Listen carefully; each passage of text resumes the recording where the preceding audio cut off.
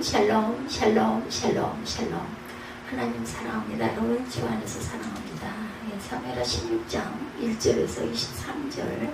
애매한 고난을 참으려면 우리가 어떻게 해야 될 것인지 함께 은혜를 나눕니다. 사무엘하 16장 1절에서 23절 전체 내용. 애매한 고난을 참으려면 어찌해야 할까? 다윗의 아들 압살롬이 아버지의 왕위를 차지하기 위해서 반역을 일으키는 사건이에요. 그죠? 예. 그래서 다윗은 이 모든 일이 자신의 범죄로 인한 하나님의 징계라고 생각하면서 회개하는 마음으로 예루살렘을 울면서 떠납니다. 다윗이 예루살렘을 뒤로 한 채 떠나갈 때 시바라는 사람이 다윗을 만나러 오죠. 그는 원래 사울의 종이었는데 사울과 함께 사울의 아들들이 모두 죽자 사울의 재산을 가로채서 자기 것처럼 누리고 살았던 그러한 사람이죠. 다윗이 사울의 첫째 아들이었던 요나단 왕자의 자손을 찾죠. 그가 바로 무비보셋입니다. 무비보셋은 사울 집안이 멸망하던 날 어린아기였는데 유모의 품에 안겨 도망가던 중에 그만 땅에 떨어뜨려가지고 양 다리 모두가 절뚝거리는 장애인이 되고 말아요. 다윗은 요나단 왕자가 자신에게 은혜를 베푼 빚을 갚으려고 사울의 재산을 되찾아서 요나단에게 주었죠. 그리고 재산을 관리하던 시바를 요나단의 종으로 만들어줍니다. 이렇게 되자 시바는 자기 것처럼 차지했던 많은 재산을 그만 잃고 말아요. 그래서 시바는 장애인인 요나단 왕자를 제치고 자신이 사울의 재산을 다시 가로챌 기회만을 엿보고 있었어요. 그러던 기회가 온 거죠. 압살롬의 반란으로 전국에 혼란한 틈을 타서 다윗과 요나단의 사이를 이간질하고 자신이 재산을 가로챌 목적으로 많은 선물을 들고 다윗을 찾아온 장면이 바로 16장의 내용입니다. 시바는 황급히 도망치느라 아무것도 준비하지 못한 다윗에게 꼭 필요한 양식을 많이 가져왔어요. 다윗의 마음을 얻기 위한 술수였죠. 나귀 2마리에 빵 200병이와 건포도 100송이와 무화과 100개와 포도주 한 부대를 싣고 오죠. 그래 다윗 왕이 시바에게 묻습니다. 왜 이런 것들을 가져왔느냐? 시바가 대답하죠. 나귀들은 왕의 가족들이 타시라고 마련한 것이고 빵과 과일은 신하들이 먹고 포도주는 광야에서 지쳤을 때 마시라고 준비했습니다. 16장 1절 내려옵니다. 다시 마르토로 조금 지나니 무비보셋의 종 시바가 한참 지금 2나귀에 떡 200개와 건포도 100송이와 여름과일 몇 개와 포도주 한 가죽 부대를 싣고 다윗을 맞은지라. 왕이 시바에게 이르되 내가 무슨 뜻으로 이것을 가져왔느냐 하니 시바가 이르되 나귀는 왕의 가족들이 타게 하고 떡과 과일은 청년들이 먹게 하고 포도주는 들에서 피곤한 자들에게 마시게 하려 함이니이다. 왕이 이르되 내 주인의 아들이 어디 있느냐 하니 시바가 왕께 아뢰되 예루살렘에 있는 그가 말하기를 이스라엘 족속이 오늘 내 아버지의 나라를 내게 돌리리라 하나이다 하는지라. 이간질을 하죠. 거짓말을 합니다. 시바가 무비보셋이 이제 내 아버지 사울이 나라를 나에게 돌린다 이렇게 증언을 합니다. 그는 이스라엘 사람들이 자기 할아버지의 왕국을 자신에게 돌려줄 것이다 이렇게 이야기하죠. 왕이 시바에게 말합니다. 그렇다면 이제부터 무비보셋의 재산을 모두 네가 가져라. 시바가 대답하죠. 제가 엎드려 절하오리니 내 주 왕께 은혜를 입기 원하나이다. 다윗 왕이 바울임이란 곳에 도착했을 때 사울 집안 사람 중에 시므이란 사람이 다윗에게로 나오죠. 그는 다가오면서 다윗에게 온갖 저주를 퍼부어요. 다윗의 좌우에 있던 모든 군대가 호위병들이 있는데도 불구하고 시므이는 다윗과 왕의 모든 신하에게 돌을 던집니다. 저주하며 말하죠. 7절부터 보면은 그렇게 얘기하고 있어요. 6절 보죠. 또 다윗과 다윗 왕의 모든 신하들을 향하여 돌을 던지니 그때 모든 백성과 용사들은 다 왕의 좌우에 있었더라. 시므이가 저주하는 건데 이와 같이 말하니라. 피를 흘린 자여 사악한 자여 가거라. 사울의 족속의 모든 피를 야훼께서 내게로 돌리셨도다. 그를 이어서 내가 왕이 되었으나 야훼께서 나라를 내 아들 압살롬의 손에 넘기셨도다. 보라 너는 피를 흘린 자이므로 화를 자초하였느니라 하는지라. 스루야의 아들 아비새가 왕께 여짜오되 이 죽은 개가 어찌 내 주 왕을 저주하리까?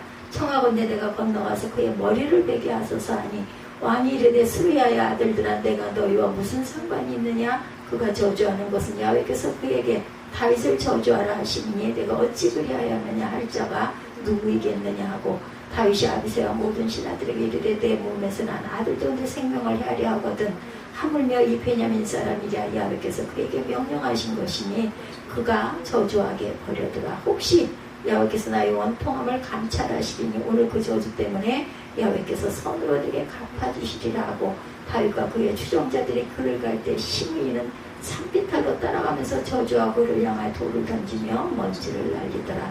왕과 그와 함께는 백성들이 다 피곤하여 한 곳에 이르러 거기서 쉼을이라. 시므이의 저주 사건입니다. 그래서 이것이 아마 하나님께서 허락을 하셨기 때문에 저가 저렇게 하니 그냥 놔둬라. 하나님이 나의 그 억울함을 아시고 나를 용서해 주실지 누가 알겠느냐 이렇게 증거하는 내용이 쭉 실려 있어요. 그래서 그들은 압살롬을 위해 지붕에 천막을 쳤고 온 이스라엘 보는 앞에서 아버지 후궁들과 동침하는 사건이 그 이후에 또한 쭉 일어나죠. 오늘 본문에서 우리는 의인과 악인의 대조적인 모습을 봅니다. 먼저 악인들 시바, 시므이, 아이도벤, 압살롬 이런 사람들이죠. 악인들은 자신의 목적을 위해서 온갖 사악하고 또한 교활한 지혜를 동원하죠. 그들의 행동을 보면 소름을 끼칠 정도로 강교하고 악하기 짝이 없어요. 그들은 당장은 자신의 목적을 이룬 것 같지만 공의로우신 하나님이 결코 그냥 두지 않으신다라는 것.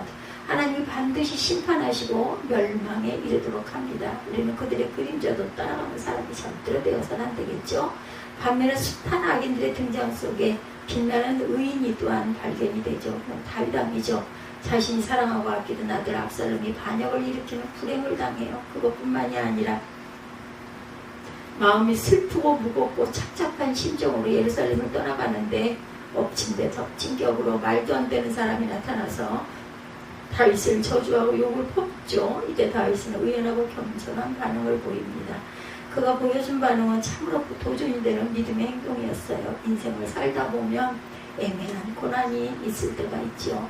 다윗도 시므이로부터 부당한 비난과 저주를 들은 거죠. 그러나 다윗은 이 일을 지혜롭게 극복하고 승리합니다. 다윗을 통해서 애매한 고난을 극복하는 길을 우리 함께 나눕니다. 하나님이 주관하신다. 다윗은 압살롬의 반역을 일으키자 무력으로 그를 지나가기보다는 하나님의 뜻을 살피면서 예루살렘 궁을 떠나죠. 그의 마음은 지금 이루 말할 수 없이 슬프고 괴롭습니다. 근데 시므이가 나타나서 다윗을 저주하고 욕을 해요. 우리 함께 읽은 본문에 나타나 있죠. 시므이는 사울왕과 같은 베냐민 사람이었어요. 그런데 시므이는 다윗이 왕이 된 것은 다윗이 사울의 정권을 가로챈 것이다 이렇게 생각하죠. 그리고 그 과정에서 사울의 아들인 이스보셋이 죽은 것과 이스보셋의 군대장관 아브넬이 죽은 것이 다윗의 음모 때문이다 이렇게 생각을 합니다. 그래서 시므이는 지금 압살롬의 반역을 일으킨 것은 핏값을 하나님이 다윗에게 묻는 것이다 이렇게 해석을 합니다. 이것은 시므이가 완전히 잘못 알고 있는 사실이기도 하죠. 사울의 아들 이스보셋을 죽인 사람은 그의 부하들이었어요. 그리고 이스보셋의 군대장관 아브넬을 죽인 것은 다윗의 군대장관 요압이었습니다. 그건 다윗이 시켜서 한 일이 아니라 요압이 개인적인 원한을 갖기 위해서 우물가에서 슬그머니 칼을 내밀어가지고 칼에 찔려서 죽게 하죠. 그러므로 시므이가 다윗을 저주하고 비난한 것은 아주 부당하고 옳지 않은 억울한 그러한 행동이었지만 다윗은 시므이의 말을 듣고 얼마나 억울했을지 그리고 시므이가 얼마나 미웠을까. 다윗의 옆에서 이 모든 상황을 지켜보던 사람들도 아마 기가 막힌 아주 얼굴이 울그락해지겠죠. 아비새가 나서죠. 그 와중에 다윗의 누나의 아들입니다. 다윗의 조카고 요압의 동생이 되기도 하죠. 그가 나서서 다윗에게 제안합니다. 사무엘하 16장 9절에 이 죽은 개가 어찌 내 주 왕을 저주하리까. 청하건대 내가 건너가 그의 머리를 베게 하소서. 그러자 이제 다윗이 대답을 합니다. 10절에 그가 저주하는 것은 야훼께서 그에게 다윗을 저주하라고 하시니 내가 어찌 그리하였느냐 할 자가 누구겠느냐 하고 말하죠. 다윗은 시므이가 큰 오해를 하고 있고 오해 때문에 자신을 비난하고 저주한다는 사실을 알아요. 그래서 그 자리에서 자신의 결백을 주장할 수도 있었을 텐데도 다윗은 무고한 저주를 퍼붓는 시므이에게 군사들을 동원해 응징할 수도 있었지만 다윗은 해명도 않고 응징도 하지 않습니다. 그냥 내버려 두어라. 그 이유는 시므이가 저주하는 것을 아마 하나님이 허락하셨을 것이다. 이 모든 고통과 불행이 하나님이 내리신 징계일 수 있다는 거죠. 다윗은 하나님의 손에 모든 것을 맡깁니다. 자신이 당하는 인생의 모든 일은 야훼 손에 달려있는 것이다. 다윗의 믿음이죠. 하나님의 주권을 철저히 인정하고 하나님의 주권의 모든 것을 맡기는 놀라운 믿음입니다. 다윗은 이처럼 매번 사용하는 표현이 있어요. 야훼께서 다윗은 인생의 주권자가 야훼 하나님이심을 이렇게 입술로 고백합니다.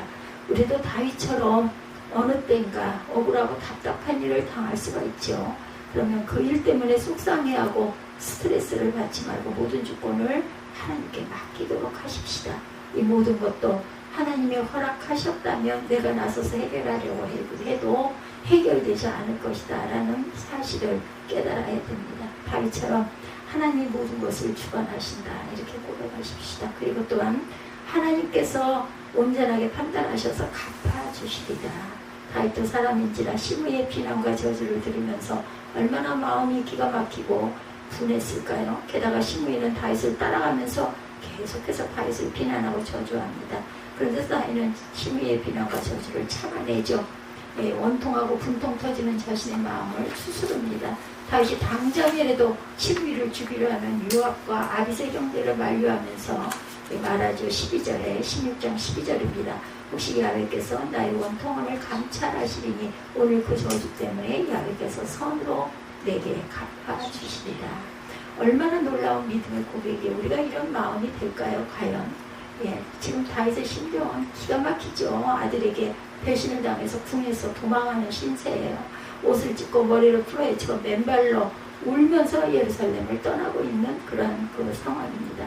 시므이까지 나서서 돌을 던지고 온갖 욕설과 저주를 퍼붓죠. 그럼에도 불구하고 다윗은 하나님이 자신의 억울함을 아시고 때가 되면 풀어주실 것이다. 뿐만 아니라 저주가 오히려 축복으로 바뀌게 될 것이라는 믿음의 고백을 합니다. 이처럼 믿음은 마음속이나 머릿속에 가득한 생각이 아니라 입으로 고백되어지고 행동하는 실제적인 것이 되어야 한다는 것. 우리도 고난과 시련을 당했을 때 생각으로만 믿음을 갖지 말고 입술로 하나님의 모든 것이 합력하여 선을 이루실 것이라는 고백을 할 줄 아는 신앙이 되어야 할 줄 믿습니다. 하나님의 말씀을 가지고 믿음으로 선포합니다. 하나님의 온전히 고쳐주실 줄 믿습니다. 예수님의 이름으로 명령한다. 허리는 온전히 회복될지어다. 목은 깨끗하게 건강한 목이 될지어다. 이렇게 늘 고백하십시다. 하나님의 말씀을 가지고 믿음으로 선포하죠. 온전히 고쳐주실 줄 믿습니다. 합력하여 선을 이루실 줄로 믿나이다. 이렇게 건강하게 우리가 항상 주님 앞에 예배드릴 수 있도록 하나님께서 이 건강 허락하여 주시니 감사합니다. 그러므로 우리는 억울하고 원통한 일을 당했을 때 답답하고 괴로울지라도 거기서 주저앉지 말고 믿음으로 입술로 고백하십시다. 하나님이 보고 계시고 하나님께서 갚아주실 것이고 저주가 변하여 축복이 될 줄 믿나이다. 하나님께 맡기고 평안해져야 합니다. 세 번째죠. 다윗은 예루살렘을 떠나던 날 정신적으로나 육체적으로 아주 힘들고 피곤했어요. 게다가 시므이까지 나타나 말도 안 되는 비난과 욕설을 퍼붓습니다. 그런 말을 들었을 때 우리는 충격을 받고 한동안 그 말이 잊혀지지가 않죠. 상처를 받고. 그렇지만 다윗은 그날 있었던 시므이의 욕설과 저주를 떨쳐버리고 일어나죠. 어느 정도 거리를 가며 한 곳에 멈춰서 자기를 따르는 백성들과 함께 편히 쉬었다. 14절이죠. 왕과 그와 함께 있는 백성들이 다 피곤하여 한 곳에 이르러서 거기서 쉬니라. 다윗은 그날 시므이가 뽑았던 비난과 저주를 털어버렸어요. 그리고 몸과 마음을 편히 쉬는 시간을 갖습니다. 마음의 평강을 회복시키죠. 우리에게도 이런 시간이 꼭 필요하다는 것. 세상 일로 스트레스를 받고 힘들어하는 마음을 그대로 간직하고 살 것이 아니라 모든 것을 하나님께 맡기고 쉴 줄 알아야 되겠다. 평안과 또한 평강을 누릴 줄 알아야 합니다. 골로새서 3장 15절입니다. 그리스도의 평강이 너희 마음을 주장하게 하라. 너희는 평강을 위하여 한 몸으로 부르심을 받았나니 또한 감사한 자가 되라. 아멘. 모든 것을 하나님께 맡기십시다. 하나님 모든 것을 지켜보고 계시고 갚아주신다고 고백하고 그 마음의 평강을 회복하시기 바랍니다. 그리고 또한 감사하십시다. 이것이 우리를 향하신 하나님의 뜻이죠. 억울한 일을 당한 다윗이 어떻게 헤쳐나갔는지 우리가 사무엘하 16장 사건을 통해서 살펴봅니다. 우리도 다윗처럼 억울한 일을 당했을 때 다윗과 같은 믿음으로 대응할 줄 알아야 되겠어요. 첫째, 하나님이 주관하신다. 두 번째, 하나님이 갚아주신다. 셋째, 하나님께 맡기고 평안한 삶을 살자. 이런 마음의 밭들이 되시는 저와 여러분 되시기를 주님의 이름으로 축복합니다.